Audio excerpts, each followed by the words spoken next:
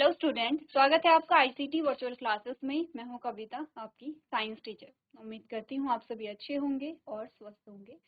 Class previous lecture में आपने पढ़ा था न्यूट्रिशन इन प्लांट्स। हम बात कर रहे थे कि प्लांट्स में न्यूट्रिशन कैसे होता है। आज हम बात करेंगे इस चैप्टर के क्वेश्चन आंसर्स के बारे में। तो ये आपका काइंड ऑफ टेस्ट आप कह सकते हैं। आपको क्वेश्चन देखने हैं और उन्हें सॉल्व यहाँ पर करना है। ठीक है, पहले आपको कुछ टाइम दिया जाएगा क्वेश्चन सॉल्व करने के लिए, उसके बाद आपको आंसर यहाँ पर बताए जाएंगे। तो सबसे पहले देखिए, यहाँ पर हमारे पास जो क्वेश्चन आता है वो है मल्टीपल चॉइस क्वेश्चन। मतलब एक क्वेश्चन के बहुत सारे उत्तर आपके पास आएंगे, 4 उत्तर आपके पास आएंगे, उनमें से एक उत्तर सही होगा, बाकी जो 3 हैं वो गलत यहाँ पर होंगे। तो आपको इनमें क्या करना है, अपना सही जो उत्तर है वो छांटना है। थोड़ा इजी है क्योंकि आपके पास आंसर ऑलरेडी होगा, आपको जस्ट वहाँ पर क्या करना है, चूज करना है। ठीक है, तो सबसे पहले स्टेटमेंट देख लेते हैं जिसमें आपसे कहा गया है organism which prepare food for themselves using simple naturally available raw material are referred to as। इसका मतलब समझते हैं।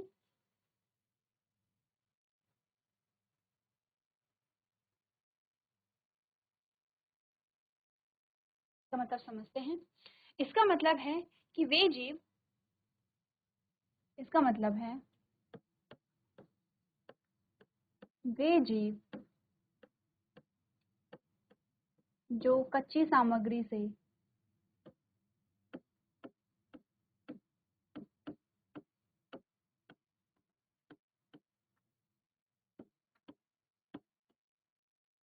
अपना भोजन स्वयं बनाते हैं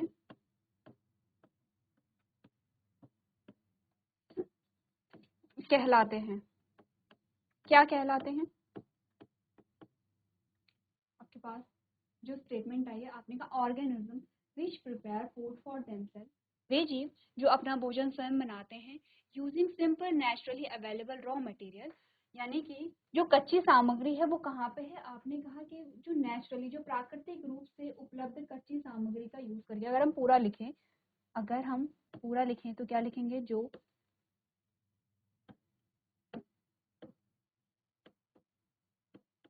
प्राकृतिक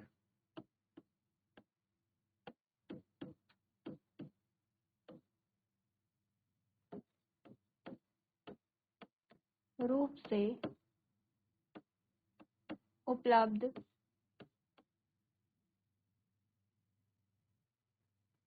कच्ची सामग्री का उपयोग करके क्या करते हैं, यहाँ पे अपने भोजन का निर्माण करते हैं, वो क्या कहलाते हैं? तो आंसर आपने समझा।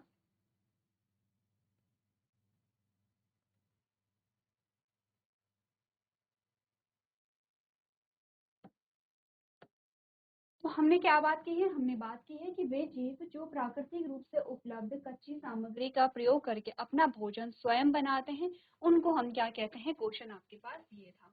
अब एक बार देख लें ऑप्शन क्या क्या है। आपने कहा उन्हें हम कहते हैं हेटेरोट्रॉप्स यानी कि परपोषी, उन्हें हम कहते हैं ऑटोट्रॉप यानी कि स्वपोषी, उनको हम कहते हैं पैरासाइट यानी कि परजीवी, और उनको हम कहते हैं सैप्रोट्रॉप्स यानी कि मृतजीवी।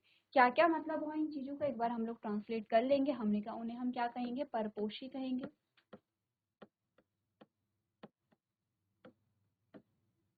उन्हें हम स्वपोषी कहेंगे। उन्हें हम परजीवी कहेंगे, या उन्हें हम क्या कहेंगे? मृतजीवी कहेंगे।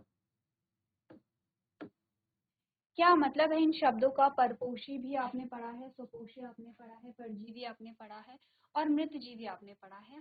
क्या मतलब होता है इन शब्दों का? सबसे पहले तो ये देखिए, ठीक है।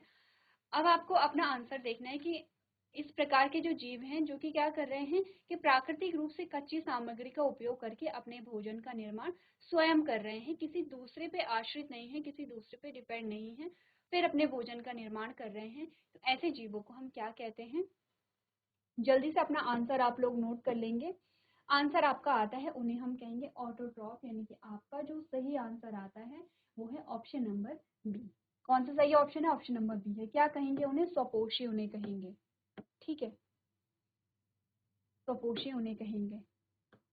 तो क्वेश्चन क्या था आपके पास? क्वेश्चन था कि वे जीव जो सरल प्राकृतिक रूप से उपलब्ध कच्चे माल का उपयोग करके अपने लिए भोजन तैयार करते हैं कहलाते हैं। क्या कहलाते हैं वो? आपने कहा वो हेटेरोट्रॉप कहलाते हैं जिन्हें परपोषी कह रहे हैं, उन्हें ऑटोट्रॉप कहते हैं जिन्हें स्वपोषी कह रहे हैं, उन्हें परजीवी कहेंगे या फिर उन्हें सैप्रोफाइट्स या मृतजीवी कहेंगे। तो आंसर हमारे पास आया है ऑटोट्रॉप्स, हम उन्हें कहेंगे। क्लियर है यहाँ पर? ठीक है, अब ध्यान से देखिए, आपको अपना आंसर तो मिल गया है, लेकिन बाकी के जो 3 हमारे पास बचे हैं, परपोषी एक ऑप्शन है, परजीवी है और मृतजीवी है। ये आपको ध्यान रखने की इनका मतलब क्या होता है और इन तीनों में डिफरेंस क्या होता है। तो ध्यान से देखिए, परपोषी का मतलब है, सबसे पहले तो हेटेरोटॉप का मतलब है कि ये अपना भोजन किसी दूसरे से क्या करेगा, ग्रहण करेगा, यानी कि अपने भोजन के लिए, आपने कहा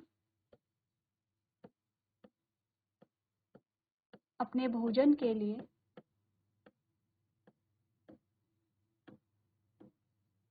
अन्य जीवों पर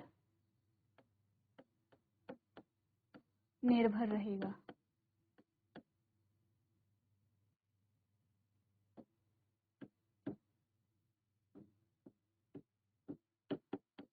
निर्भर रहते हैं। ठीक है, क्लियर है? अब हमने कहा कि परपोषी जो है, जो हेटेरोट्रॉप है,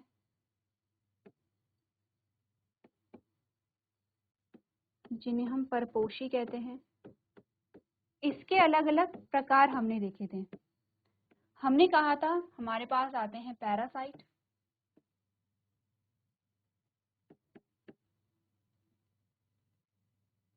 ठीक है।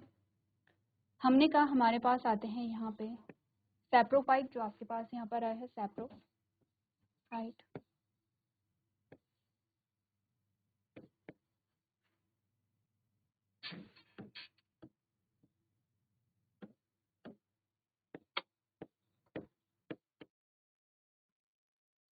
हमारे पास आते हैं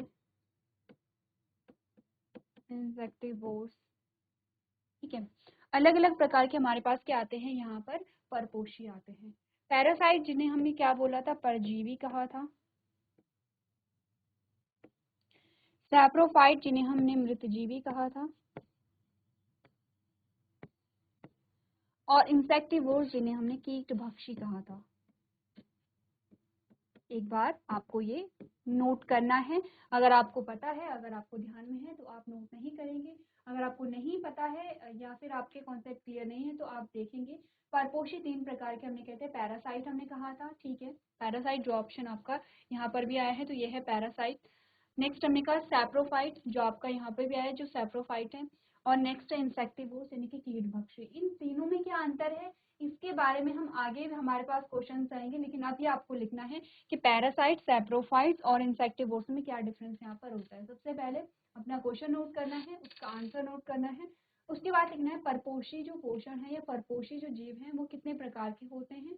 वो 3 प्रकार के हमने यहाँ पे पढ़े, हमारे चैप्टर में 3 प्रकार के हमारे पास आए हैं, ठीक है। तो चलिए नोट कर लेंगे आप लोग।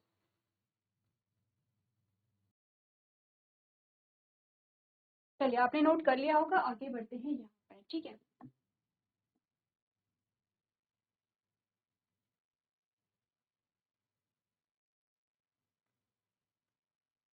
नेक्स्ट जो स्टेटमेंट आपके पास आते हैं उसे एक बार देखिए। आपने कहा in the absence of which of the following will photosynthesis not occur in leaf. क्या कह रहा है कि निम्नलिखित में से आपके पास 4 ऑप्शन होंगे, ठीक है, और उन 4 ऑप्शन में से आपको बोला गया है कि किसकी अनुपस्थिति में फोटोसिंथेसिस की जो प्रोसेस है वो नहीं होगी, ठीक है। तो आपने कहा वो गार्ड सेल है जिसकी अनुपस्थिति में फोटोसिंथेसिस नहीं होगी। नेक्स्ट आता है क्लोरोफिल, कि वो हरित लवा क्या क्लोरोफिल है जिसकी अनुपस्थिति में फोटोसिंथेसिस नहीं होगी। नेक्स्ट आता है वैक्यूल या रिक्तिकाएं इसका नाम है, क्या इसके अनुपस्थिति में फोटोसिंथेसिस नहीं होगी। और लास्ट आता है स्पेस बिटवीन सेल, कोशिकाओं के बीच का जो स्थान है, क्या इनकी अनुपस्थिति में फोटोसिंथेसिस नहीं होगी, ये आपको बताना है। तो सबसे पहले मैं आपको बताती हूँ, थोड़ा हिंट देती हूँ, ये चारों चीजें क्या हैं और किससे रिलेटेड हैं। सबसे पहले अगर हम बात करें गार्ड सेल के बारे में कि गार्ड सेल्स क्या होती हैं, अगर मैं देखूं, हमने कहा जो पत्ती है ये हमारी लीफ होती है, ठीक है।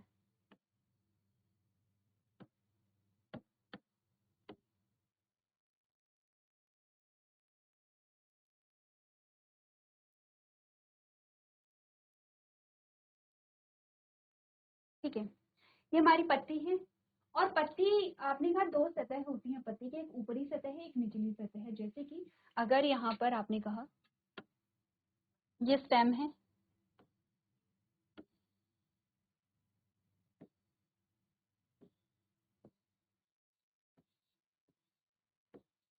ये प्लांट है, ठीक है, प्लांट है। ये हमारे पास क्या आता है, तना है, तने पे लगी है पत्ती। अब तने पे जो पत्ती लगी रहती है वो ऐसे लगी रहती है, ठीक है। हमने क्या बात की है, ये ऊपरी सतह है और ये निचली सतह है। तो आप अगर देखेंगे कि जो ऊपरी सतह जो होती है वो डार्क कलर की होती है, हरे रंग की होती है पत्तियां। तो डार्क ग्रीन कलर की ऊपरी सतह होती है और लाइट ग्रीन कलर की नीचे वाली सतह होती है। GIC लक्की बाग। हेलो ठीक है। हेलो बच्चे, क्या नाम है आपका? मैम आलिया। आलिया। ओके, कौन सी क्लास के हैं आप लोग? Ma'am 7th A। अच्छा ठीक है, 7th के हैं। ओके, तो अभी आप क्या काम कर रहे हैं, क्या पढ़ाई कर रहे हैं? क्योंकि कुछ बच्चों ने कॉपी ओपन नहीं की है। सबसे पहले तो कॉपी निकालिए, अपनी रफ कॉपी निकाल लीजिए अभी, सारे बच्चे कॉपी निकाल लीजिए। ठीक है। अब ये बताइए कि आपके पास जो चैप्टर चल रहा है वो है न्यूट्रिशन इन प्लांट्स, यानी कि पादपों में पोषण। क्या आपने ये चैप्टर पढ़ लिया है? क्या नाम है, आप आलिया हैं?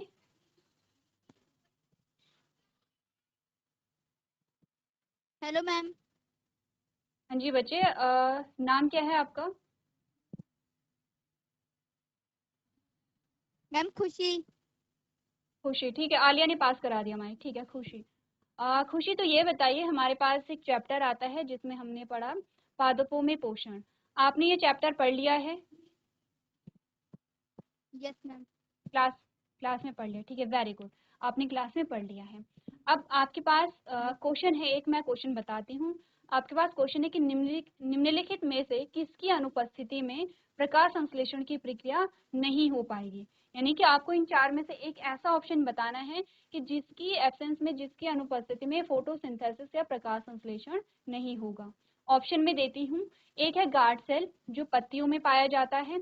एक है क्लोरोफिल, जिसे हम हरित लवक कहते हैं। एक है वैक्यूल, जो पत्तियों में पाया जाता है। वैक्यूल एक ऐसा स्ट्रक्चर है जो पत्तियों में होता है। और दूसरा है कि दो कोशिकाओं के बीच का हर्षिता स्थान। कौन? इन चार ठीक है, हाँ, इन चारों में से वो कौन सी चीज है जिसके बिना फोटोसिंथेसिस नहीं हो सकती है? Ma'am chlorophyll. Very good, chlorophyll के द्वारा, ठीक है। आपने बिल्कुल करेक्ट आंसर दिया है खुशी, ठीक है। चलिए, अब कोई और बच्चा माइक ले लेगा। खुशी, किसी को भी माइक दे दीजिए जिससे बात करनी हो। ठीक है, क्या नाम है बच्चे आपका? Ma'am ma'am Harshita.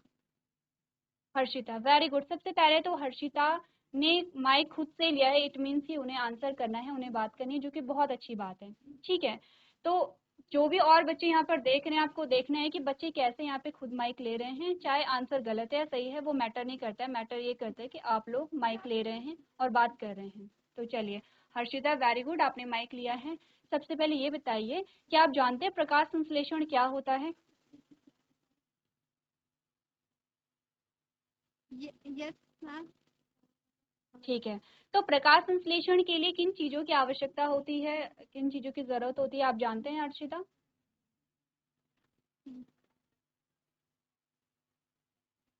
ये बोल रहा है ऑक्सीजन। ऑक्सीजन, अच्छा। ऑक्सीजन, सनलाइट, नहीं, carbon dioxide. Carbon dioxide, sunlight, ठीक है, क्लोरोफिल, ठीक है, सही बोल रहे हैं आप। और water. Very good, ma'am water. ठीक है, मैम मिनरल। मिनरल, ठीक है। तो कितनी चीजों की आवश्यकता होती है, आपने आंसर बिल्कुल सही दिया है। बस एक दो चीजें आपने एक्स्ट्रा बता दी हैं, ठीक है। तो हर्षिता ने हमें बताया फोटोसिंथेसिस के लिए चार चीजें चाहिए होती हैं। वो होता है सूर्य का प्रकाश, क्लोरोफिल, कार्बन डाइऑक्साइड और जल, ठीक है।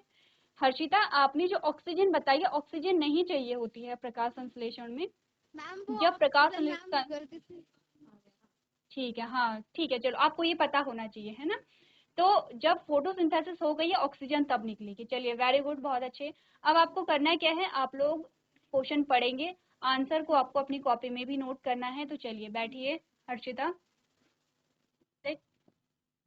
चलिए, तो जैसे कि अभी हमें खुशी और हर्षिता ने आंसर दिए हैं कि हमारा जो आंसर है वो तो ऑलरेडी हमारे पास है। आंसर ऑलरेडी हमारे पास क्या आया है कि क्लोरोफिल की एब्सेंस में, क्लोरोफिल की अनुपस्थिति में क्या हो सकता है, फोटोसिंथेसिस नहीं हो सकती है।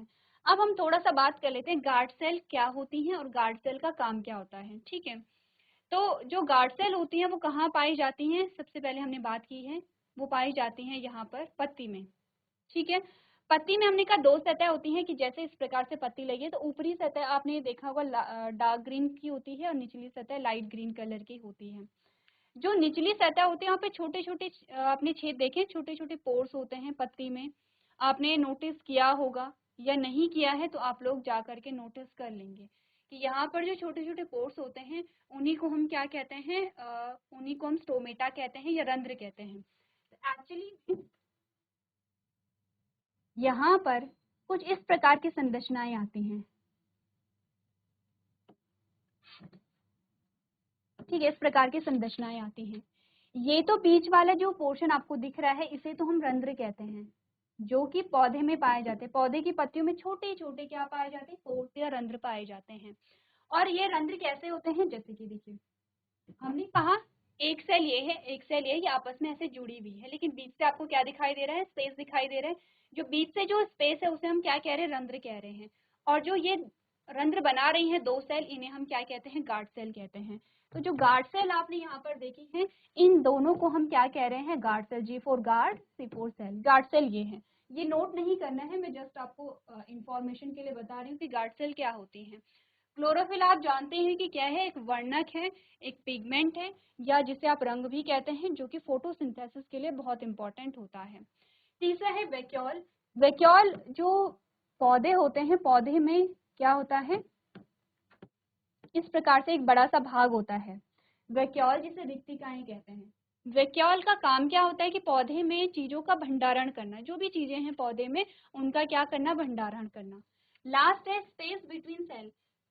सेल का मतलब क्या होता है, कोशिका। ठीक है, यानी कि दो कोशिकाओं के बीच का स्थान, जैसे मैंने कहा एक कोशिका ये है, एक कोशिका ये है, एक कोशिका ये है और एक ये है, तो इनके बीच का जो स्थान होता है उन्हें हम क्या कहते हैं, कोशिकाओं के बीच का स्थान कहते हैं। तो आपने कहा इसका फोटोसिंथेसिस से कोई लेना देना नहीं है, वैक्यूल का नहीं है, गार्ड सेल का नहीं है, यहाँ पे क्या है, क्लोरोफिल का है। तो आपने कहा क्लोरोफिल क्या होता है, फोटोसिंथेसिस के लिए इंपॉर्टेंट होते हैं। ठीक है,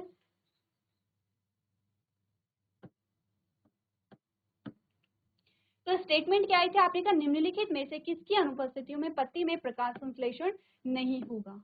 तो किसकी अनुपस्थिति में नहीं होगा, ये आंसर आप लोग कर चुके हैं। आपने कहा गार्ड कोशिकाएं, क्लोरोफिल है, रिक्तिका है और कोशिका के बीच की जगह है। आंसर हमारा क्या है, ऑप्शन नंबर बी।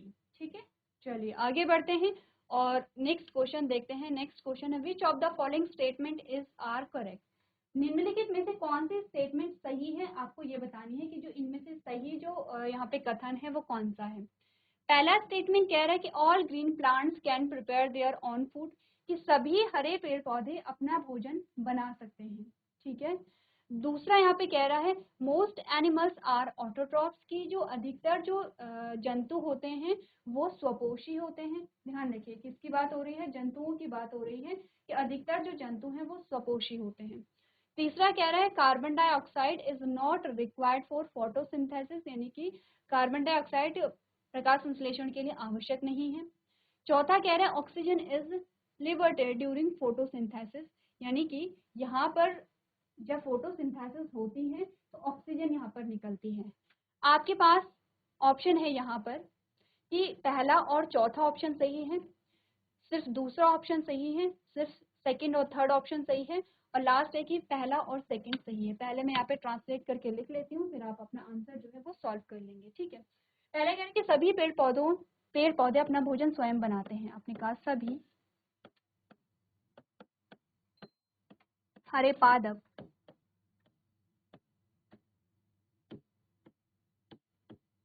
अपना भोजन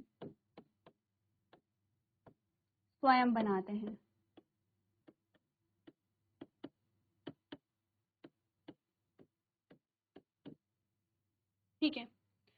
सभी जो यहाँ पे पेड़ पौधे हैं वो अपना भोजन स्वयं बनाते हैं।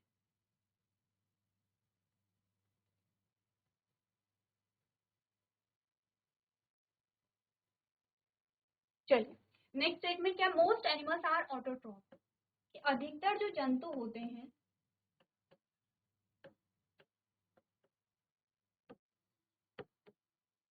स्वपोषी होते हैं।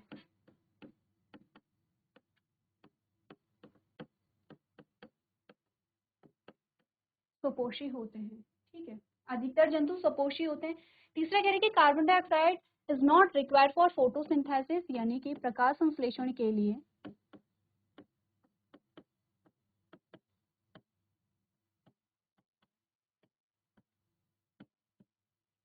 कार्बन डाइऑक्साइड की आवश्यकता नहीं है।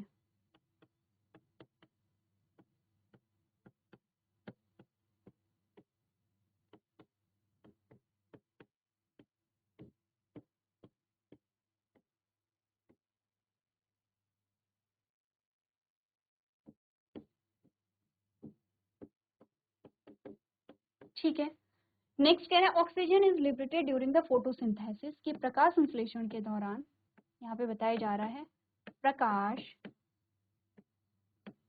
संश्लेषण के दौरान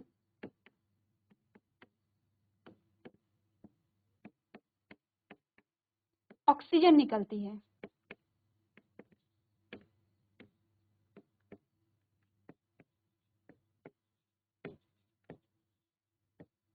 चलिए कंफ्यूज तो नहीं है, पहला जो स्टेटमेंट है इसका ट्रांसलेशन ये है, दूसरे का ये है, तीसरे का ये है और चौथे का ये है। अब आपको बताना है कि निम्नलिखित में से कौन सा कथन सत्य है। एक से ज्यादा कथन सत्य हो सकते हैं, एक बार आप लोग पढ़ लेंगे और अपना आंसर जो है वो चूज कर लेंगे। चलिए अब ये जो क्वेश्चन है ये आपके लिए होमवर्क में है, आप लोग यहाँ पर क्या करेंगे, इस क्वेश्चन का आंसर घर से करके लेके आएंगे। कुछ बच्चों ने बहुत अच्छा रिस्पॉन्स यहाँ पर दिया है, ऐसे ही आप लोग क्या करेंगे, क्वेश्चन को सॉल्व करते रहेंगे। तो आज के सेशन में हम इतना ही करेंगे। अभी तक क्लास में बने रहने के लिए आपका धन्यवाद।